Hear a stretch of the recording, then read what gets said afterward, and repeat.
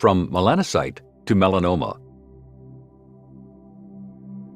Melanocytes are cells that produce melanin, a brown-black pigment that determines the color of the skin, hair, and eyes in humans, and helps to guard against the damaging effects of the sun.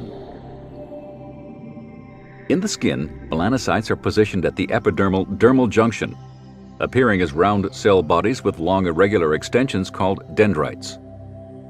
The formation of melanin occurs in the cell body, in an intracytoplasmic membrane-bound organelle called the melanosome. Next, the melanosome is transported by microtubules toward the surface of the melanocyte to a neighboring keratinocyte.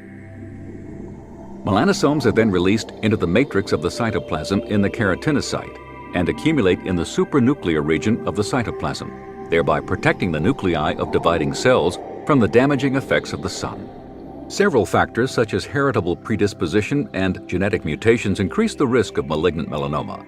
Ultraviolet UV radiation, such as that emitted by the sun, is directly absorbed by DNA and is a major risk factor for all types of skin cancer, including malignant melanoma. When UV radiation is absorbed by a double bond in a thymine base, the double bond opens, allowing the base to react with nearby molecules. If a UV-modified thymine base is adjacent to another thymine base on the same DNA strand, the two molecules can form a thymine dimer as a result of covalent bonding. The reaction most often involves the formation of two new bonds between neighboring bases, yielding a four-membered ring.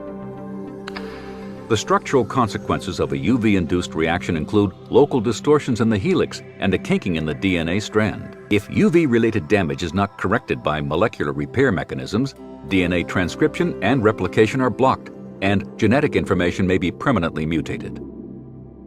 Genetic mutations in melanocytes are associated with histologic changes along a continuum that may culminate in invasive malignancy. The transition from a normal melanocyte to metastatic melanoma may involve several histologic intermediates, including atypical dysplastic nevus of varying stages of severity, or melanoma in situ, and invasive melanoma. Indeed, melanomas diagnosed and treated during the radial growth phase have been shown to have an excellent prognosis.